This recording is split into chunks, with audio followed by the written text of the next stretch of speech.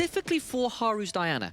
He is 3-0 on it, the split, 12 KDA, plus 37 CS at 15 minutes, plus 1500 XP at 50 minutes. 100% first blood rate on the Diana with a 589 DPM. Oh gosh.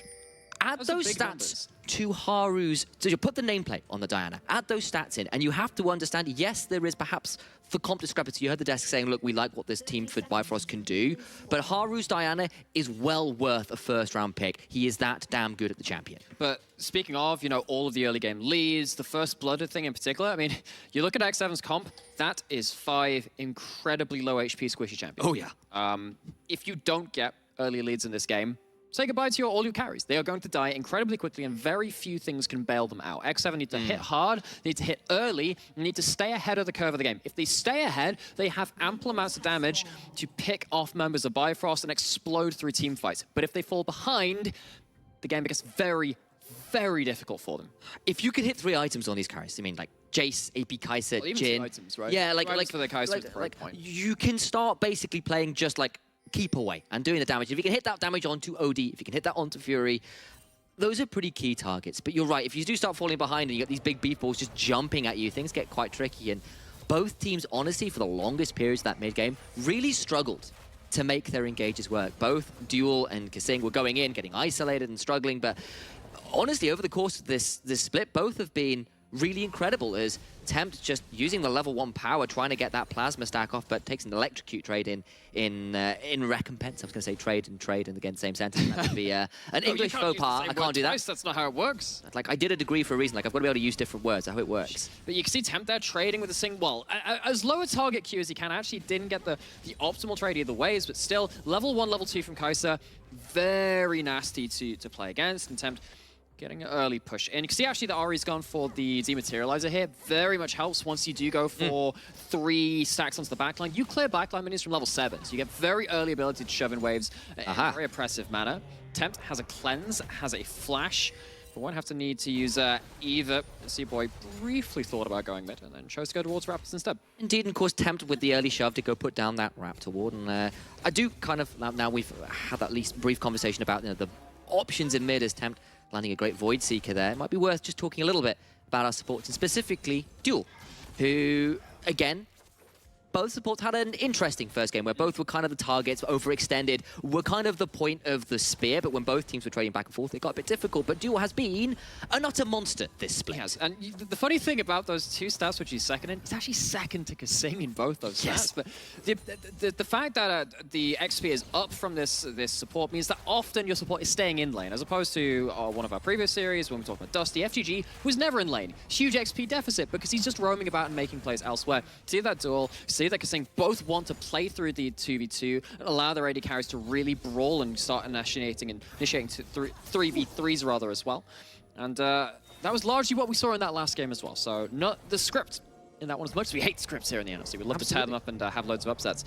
That one has stayed fairly true so far. OD and Duel have been such a big win condition for Bifrost across this split. I think it's fair to say. I remember his Tahm Kench came through getting 1v2 double kills. Yes, the kill participation is still high, but so is the XP difference, as you were saying. And we're potentially going to have a bit of a mid 2v2. Can Tempt escape, though? Will not quite escape the Sky Splitter. Going to try and turn this around. The charm misses, and now the turnaround can start coming through. C-Boy has to flash over the wall. Great patience from Haru and Tempt, who get the summoner and don't burn any themselves. This is one of the big bonuses of someone like Diana. You clear so quickly that you have this extra window of time to just kind of sit there. It's going to be on Gromp as well. React to something happening on the map. Something that Olaf was very, very famous for back in, season 6, 7, 8, when he really started coming into the meta at that period of time. Diana has that ability to just sit, and you can use your brain and your voice to communicate where you're going to be on the map and allow your team to act accordingly. Gets into the play, and C-Boy, unlike last game, unable to make their early presence be felt quite as strongly. No, not yet. And again, Haru, who started that last game off so well. But despite what we were seeing on screen in that last game, Bifrost was still quietly getting leads because they had the shoves in bot lane, because they got the plays, and because actually X7 could never turn those skirmishes to actual leads, into actual structures. The team came online, and despite Soul Point, they just couldn't make it work. And Bifrost's mid to late game and early game triaging was so strong. But what we saw last game in particular was X7 playing into the strengths of True. Bifrost. That's the way that I would I can agree with that. Game. I think that's largely how it felt to me. You know, they went into the front to back, and actually they played really well in some of those fights. You can see them getting these picks, pushing the turnarounds, but they were still facing a bit of an uphill struggle just in terms of the champions that were on the table, as opposed to this game. If you are going into the 5v5s, I think it is easier to play it out as X7. Again, if they don't get a lead through their lanes, then you're playing against then you need to wait for 3 lines items. with a hard to catch backline. And as much as you have so much damage and the ability to set that up with the Rakan, with Diana, with the ability to follow up with a Shock Blast, if you're behind and you miss out on certain item breakpoints, you're going to struggle to deal with having no front line against quite a strong one from the side of Bifrost. Yeah, because a lot of those armor pen items at that point wouldn't come through till 3 items, really. And then you're into, you know, the Ornn, the Nautilus, the Volley Bear, and yes, once you hit those 3 items, Jace kind of comes back online. Yes, the Kai'Sa will then start to hit a little bit harder because she's got to her item breakpoints. Yes, Jhin suddenly becomes a danger point again, but that is a long time for Bifrost to have command of the map if it was to come to that. And one of the pain points for last series was Shikari was quiet and then turned and got a triple kill and then started monstering Jaeger in a side lane, and that Camille did not work. This time it's a Jace early favored matchup who's going to have the pressure early, and currently Jaeger's feeling a little bit more stable right now, but I need to see this continue because we know what Shikari can do if he just gets to turn up. He's been a little bit of the riders that were here him, just turning up at the turn of the 5th fight. Yep. All of that good stuff. He's been the cavalry charge to allow Bifrost to take some of these team fights a lot more in their stride. Now, the thing about this game, though, is, again, if you do get those early leads, Jace, if you get 2 Shock Blasts onto a priority target, someone like a Volley Bear doesn't even like that, right? No. Someone like an Ornn can just about stomach getting hit by a Jhin W and maybe 1 or 2 other skill shots, because you're eating them up more efficiently than the rest of your teammates would do at that point. So if Jaeger gets very far ahead and starts leveraging their own advantages, I think X7 are in a very happy place, because that's something that, of course, they couldn't really do that last game when Shikari came online and even stopped Jaeger doing stuff in the side lane as the Camille. Sure. I mean, and honestly, they're already feeling in a happier place, because last game, they were actually down 500, 600 gold from the way lanes had gone, because the way plates had gone. And stopping that back there means that Haru, who has now got Moonfall available, could looking to be making this bot lane a very dark night indeed. There is an exhaust, there is an ult from the Xayah. It's not a juicy target. It's not the lowest hanging of all fruits. And speaking of Haru looking for things across the map, something that the desk are asking for is, can Bifrost do anything about this mid lane Kai'Sa? Answer is so far, absolutely not. You've got the tier stacking up more than healthily on Temp. Temp was pushing in early, taking good trades. Fury was kind of sat there going like, yeah, that's really nasty Halo base. Yes. I'm not a big fan. Speaking of this mid lane, Duel has used the reset that ODS finally managed to get off to wander his way mid, take out some vision. That's very important. Again, vision when you're dealing with pick on both sides becomes even more paramount to take onto the table into your own advantage. And Duel, with a couple of those roams, with those XP leads he does like to get, does have level 6 as the Herald has spawned, which is not always an easy thing to do as a support. It will give them an advantage if they choose to fight here, and I feel like X7 don't want that. The only reason you end up getting that in time for the Herald spawn is that you actually go and leech some mid lane XP as well. I wasn't actually 2 roams mid. See, the funny thing is, I paid attention to this earlier in the split when we talked about this. I mentioned this earlier in this. I was like, oh my gosh, I learned about this cool rotation that Damwon did in the semi-finals last year at Worlds, and never played and then it never came up when I was on cast. So the one time it happens-ish is when I'm not paying attention to it. I feel so sad. I was, though, just to give you that little edge there. So you taught me, I brought it forwards. So I'll still give you the credit. It's incredible. You've made me look slightly intelligent. That's an impossible task. It is quite hard. But, you know, I say that as your brother, and I love you dearly. But all the same, Tempt might be about to deal with a lot of love in the mid lane, as does avoid the charm. There was some serious fancy feet. As the top lane, though, Luna Rush will come forward into a Moonfall, and Shikari is dragged back in. And a Shock Blast brings down the Ornn. Not able to flash clear of the edge of that ultimate, and Haru and Jaeger, they don't have themselves a Herald to bring to bear. Of course, that was taken by Bifrost, but with both those champions being really, really quick to destroy turret players, particularly with Diana's passive, lethality built up early on Jaeger, you can see how much gold they're taking away from this turret immediately on. And again, what we talked about earlier, leads on the Jace, they tend to stick, they tend to be very important. Jaeger gets gold, danger sirens start blaring for Bifrost. to the skies, Jaeger Den, and Haru comes crashing down out of them with a moon to their back, and there's no way out even with a flash. Goes up like an angel and down like a wounded ox. I was not expecting the old school Periphery reference, but there we are. Icarus doesn't live, by the way. He's very dead because the moon fell on him and the sun did too. But he is anyway. also half dead as well. Less happy in that kind of situation. He's going to take a lot of damage here. Yes, you've got the Dredge Slime, but he's still chunked out. Will not need to blow any summoners, though, and I appreciate the luck in there as Tempt came roaming down, but it'll just be some HP. But what it means is that even though C-Boy's roaming his way down towards this bot side, that's half HP on both bot laners from Bifrost. That's not a clean 3v3 angle. If you do have Haru on the side of the map as well, as you do, just stops Bifrost being able to look for more aggressive plays and trying to start off a big... Sorry, might be having to burn the ultimate here. Yeah, does have to get away from that Crescent Strike, and that means ult down Ferrari. HP bars not in the position they want it for OD and Duel. That means X7 gets to turn straight over to this dragon, and while C-Boy's here, I don't know whether he wants this. And you do have a teleport from Fury if you want to recall, get an item, and try and get yourself into a semblance of fighting potential, but... I mean, credit to Tempt where it's due, actually, on the side of this too. Tempt has been really pinning down this Ahri in the laning phase. Not much for Bifrost to play around from that one mid lane. Now, Haru and Kree starting up the dragon with a preferential angle. Fury over the wall will have charm. That's the hook though from Duel. And they're going to try to turn this around, but the quickness is there. Haru secures the smite again. He's been so clutch with those this game. C-Boy has to flash out. Unstoppable met the Moonfall. Couldn't quite drag him in with its gravitational pull. The feathers go out, but they won't quite get enough out of it. No ability to draw them back. And it's just everyone going out with summoners blown, but no deaths. Shikari trading up with Jaeger. Does manage to interrupt the To the Skies there with the shove. Yeah, I mean, it was a nice little trade, but it doesn't lead to much. I mean, the important thing about that is that Shikari was sat on the Spellbook Ignite, so couldn't teleport into that play. There was no ability to have the Call of the Forge God impact that fight. Bifrost look for something in a grouped engagement, and they kind of overestimate their own potential. Herald, of course, is currently in OD's pocket, by the way. Of course, that was That's earlier a big thing came to through. put in the pocket. There must be like some kind of dimensional bag. Look, it's an eye. It's not. It's not actually the whole Herald. It's like a summoning idol. So, well, that's a lot of crab meat to be carrying around on your person. You got a permit for that crab meat? I didn't think I was going to need a permit for crab meat today, but here we are. I suppose it kind of counts as like.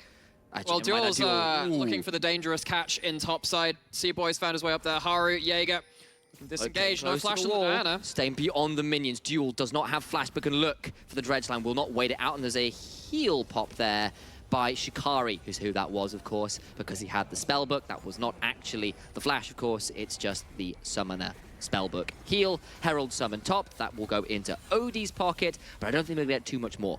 You get 2 plates, that's 320 gold. That's still something, particularly because you look at how Jin's been doing, you look at Nata, and you think, okay, well, he's going to be fine. He's got the same amount of plates down on that bot side. It's just evening it up. And when you have less carries on the side of Bifrost, because you look at the side of X7 and you go, huh, everyone does decent damage. Sorry, it's not going to be Everfrost kissing. So Everfrost Rakan. Sorry, Rakan. Yeah, he's not Everfrost. Medic somewhere is quite upset. I mean, he's got the Kindle Gem there. You know, there's the chance.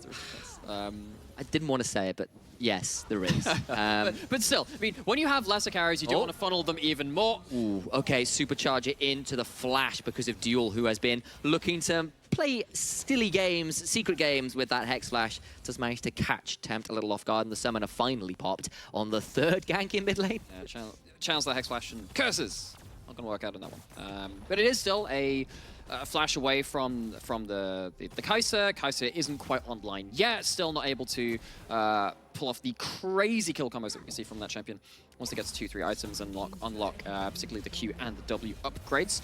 X7, once again, allowing Jaeger to pick up more gold. This time it is the death of the turret in the top side. It's going to be some good damage and good gold coming out.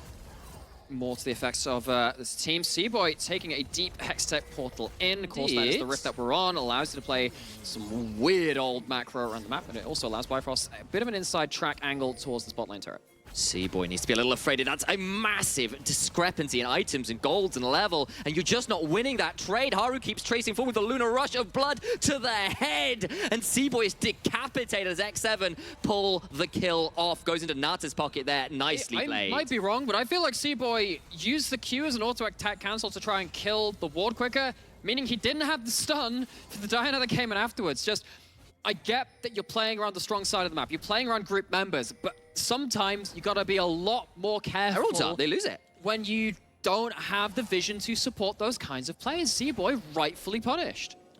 I know you've got a chem tank. I know you're vaguely tanky, but just not that tanky, and just not tanky enough, rather, to get that phrasing correct. It'll come at the cost of that second Herald. It'll come at the cost of bot lane pressure. We'll see this play again. It looked like an initially interesting hex tech, but he walks back. You see the ward's been put down, and yeah, he uses the Q as an auto-attack reset, which means you can't stun Diana. Diana has a lot of damage when she gets into melee range and starts attacking you, and it's a bit of greed, a little bit of disrespect from C-Boy, thinking, look, bot lane's pushing in, but Duel, of course, doesn't have the flash, can't flash the wall to quickly follow up on a play. It's just a misjudgment from the Bifrost jungler. Absolutely was, and it turns out while he's not quite a werewolf, Moon Silver Blades will still do just enough work against the demigod there.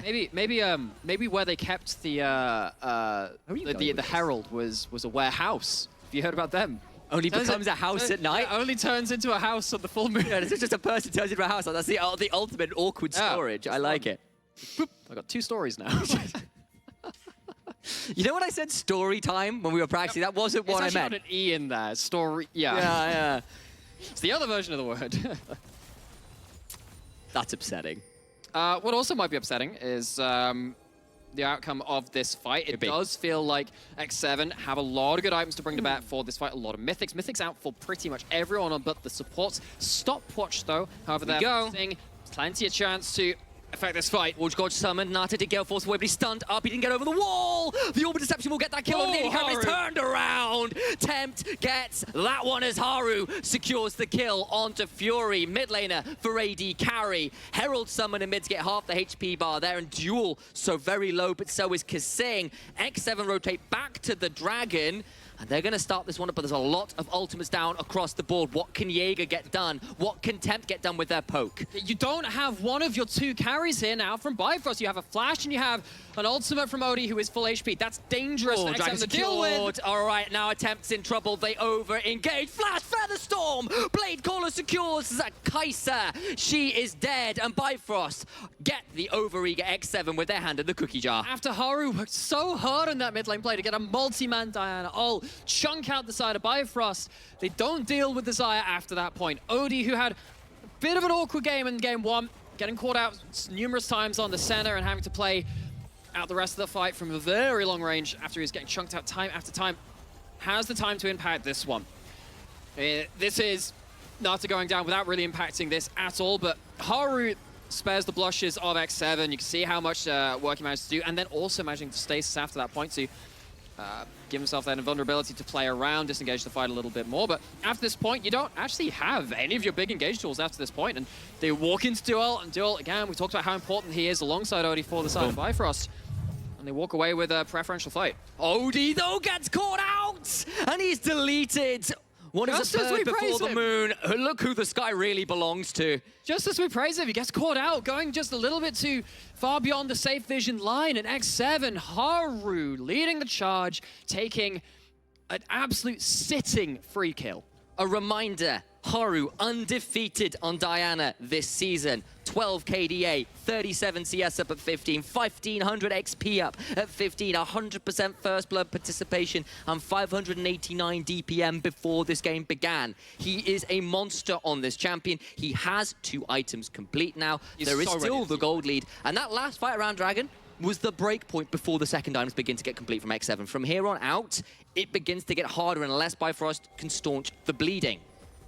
But I mean, Bifrost did get the second Dragon. It means that X7 potentially can stall out a little more. Who's going? Jaeger, he is on a 1v2 right now. The exhaust comes through. He's in a lot of trouble. There is no flash. There is a stun. And the double demigods of the Freljord will bring down the Jace, though not before a little work gets done as Haru, trading onto Duel, gets that kill that Nata picks up from downtown. Gale falls forward onto Seaboy, trying to trade it out. Flash forward from Haru's Luna, rushing as far in as he can. Double kill for Nata, now trying to survive, but the turnaround from Bifrost is here. They have collapsed quick. Attempt can't get here. And Kasing will try and knock up some people, but will not be able to escape. He gets knocked down, and it ends up being a 3-for-2, all things said and done. The attempt wasn't there to follow up on the fight. Maybe if you had the Kaiser ult flying in from the side, you can think about that one and a little more earnest, but you don't have 2 items on your Kaiser. You got them on your Diana, sure, great, you can play around that, but this one was not really in the hands of X7's mid laner to impact. And Jaeger, we've had questions about his side laning earlier into the split. He's on the Jace, has tons of gold, but he can't do the 1v2 against these 2 champions at that point, even with his team coming to bail him out. Just the communication not quite there at that point. Haru seriously impacting this game, but it does feel like everything is in the palm of his hands, and everyone else is struggling to match his rhythm. It's really difficult for X7 to follow up on Haru's great plays, because they're the ones which are getting focused on by the side of Bifrost. So it was a great counter room from X7. Difference there was Fury had the TP. Temp didn't. He gets to turn up and turn the end of that fight into a numbers advantage. Still, put it this way, right? Put it this way. You have the ult on Tempt, and you are moving everyone down bot side. You have more than ample time to move the Kai'Sa down with them. It did lead to a large chunk on the mid lane tower, but if that's what you're going for, maybe don't commit as hard onto that bot side. Maybe you can try and disengage that. go again. Yeah, you go. Caught again in a 1v2. Jaeger inside laning. It's just not been him this game. Gonna try and play this one out best he can, but again, he just gets pulled apart by the bushes. There's just no wards. Look at that river. It's so dark. And this is after X7 moved so many people down in that last play to try and secure some safety for the Jace. We talked again how important that would be, boy, but it's vision games all around. There's no way out, I don't think. He's going to try and get interrupted out. He's got a flash potentially. We'll have to pop it. Avoids the deadly flourish for now. The curtains are called, but they will not land until the last one does. Sniper from downtown. That's that last shot. The shield wears off. Crickering for the 4th bullet. Now it's picking up a little hard-earned kill on that one, but He's 420 and blazing through this game, I tell you. Look at that scoreline, doing so well. Has got himself a last whisper at this point. He's looking to get that Lord Dominic's regard completed as soon as he can. 25 seconds until this next dragon. This would be so point for Bifrost, though. And I don't think X7 are actually going to be in position to contest this one, aside from the fact they do have the Scuttle Crab, which is uncontestable vision. And it's 10 seconds until it spawns.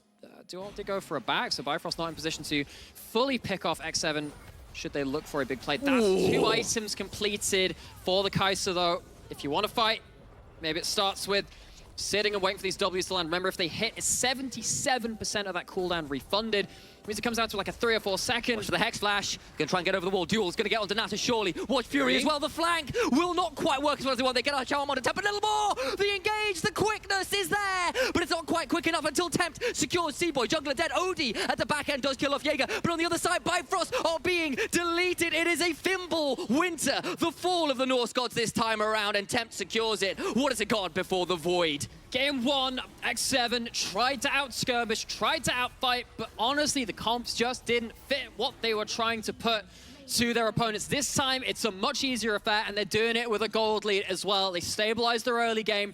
They picked a comp that could brawl a little more against this team, and they come out and they take a well-earned fight. The range advantages begin to sink home. The engage advantages begin to sink home. The range that X7 can jump on people from is pretty obscene. Mid tower won't quite fall. They've evened up the Drakes. They are still a hefty amount up in this game.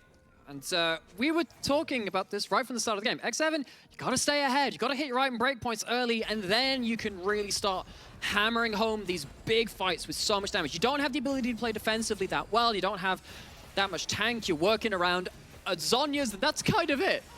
But they have, credit to them, managed to reach that point. They get there with a lead. They hit their 2 items on the Kai'Sa, and they take an explosive fight to open up this game well and truly. Tempt, now such a threat on the map. Struggle to get involved, but again, look at these Ws landing. Keep tracking how much they do. The Jhin can help land them afterwards, and every one of those Ws you're going to be zeroing in on and thinking, ow, that hits. That is so much ability from Bifrost taken away from them in the fight. Of course, Odie on this Xayah, this lethality Xayah. Temps just face checks Tuel. Was not expecting that. I don't think it's going to be too much difference, though. Just the back interrupted.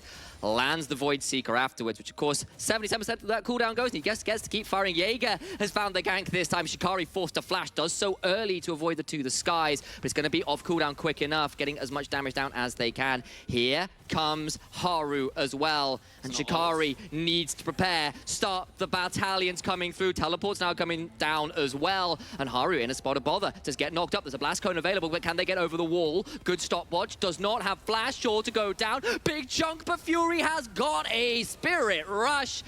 And X7 overextend. The teleport turns around. Every time X7 go towards Jaeger's lane, something goes horribly wrong. He is sat at one. Fury teleports every time. Teleports every time. And this time it was actually Odie coming down on the Xayah too. It would have been difficult even without Ahri's involvement. No. And with the mistake made several times in a row, Bifrost are emboldened to start up the Baron. Tempt is here, so is Nata. They can do a lot of work over this wall. They need to be a little afraid of how much damage they can do. Kai'Sa doubles begin to fly over the wall. Duel does get a root onto Kasing, but little more. Baron down to half HP. 3v5. There is a teleport on Jaeger to come in. Tempt goes to the backside, tries to get the kill, but gets exhausted. In goes Kasing, but he's rooted up. The feathers fly, get Blade called back, and that will be a dead support. Nata kill force. He got the kill, but does actually get off Fury at the end of it all. But now can they escape? Bifrost so low, trying to play this one out best they can. Tempt over the wall, trying to do their best. Seaboy gets a stun, trying to stop as much damage that they have split up. Seaboy still alive though. Jaeger, one final shock blast will bring Seaboy down to size. Misses it,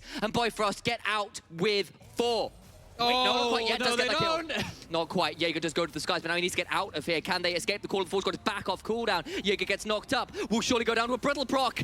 The bellows are breathed out, and the fire of the Forge cuts the man from Piltover down. Not much of a man of tomorrow when tomorrow is a grey screen. Oh, and Bifrost the ones wielding the hammer to forge themselves the semblance of a parts of a victory in this game. And after so long of being behind in this game, having to take whatever X7 threw at them, they take one good win on the side lane and they just decisively strike towards the Baron. It was very risky, but they're the ones on the front line that can tank up this objective. There was no Haru in this fight to really lead the engage, and Kasing gets really stunted on his own attempt too. I mean, attempt is strong, but turns out the Wolves really started disengaging him from that fight. It's like, okay, one more auto, but in very, very much dead. But Bifrost have to seriously respect their ability to say, this is the time to go, this is where we can get ourselves into a winning position. At least it kind of slows down the reset, which means it's not going to be the best position for some of these waves, and that might stall the Baron, but we're back to live. We've got a Dragon in 50 seconds, and this could get a bit spicy. The way that I would call it, it's gamesmanship. It's knowing the path to victory and saying, okay, this is how X7 are winning the game. This is how we can break it open. Every time X7 had gone towards that Jace, they had struggled really to deal with buying enough time for the Jace before he went down. They have a lot of damage, but they can't play defensively. If Bifrost are the ones picking off people just a little separated, they're the ones which are very, very happy. They're looking for it again. Go again. The root prevents the follow-up. Now Kasing needs to try and get out. He gets knocked up, though, and get traded out for it. Odie so low! Doesn't quite go into the deadly flourish, though. He will stay alive, but the curtains are called. Can Odie stay alive? He is so important to this upcoming Dragon fight. It's a lethality Xayah. That is not the easiest person to heal up. There's no bloodthirst and nothing like that.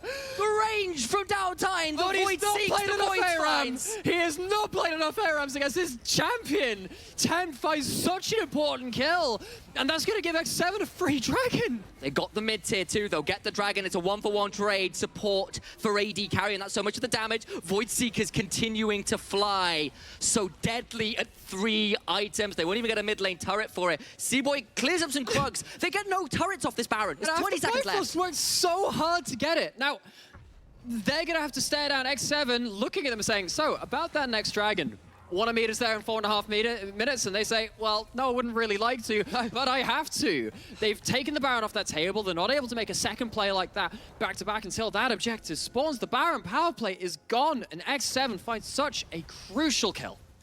You can see the uncertainty there in Odie. He was debating, do I go for the Collector, do I go for something else? I just don't know. He's got 4 items. He's got upgraded Eclipse. It is a syzygy, an alignment of the planets and stars.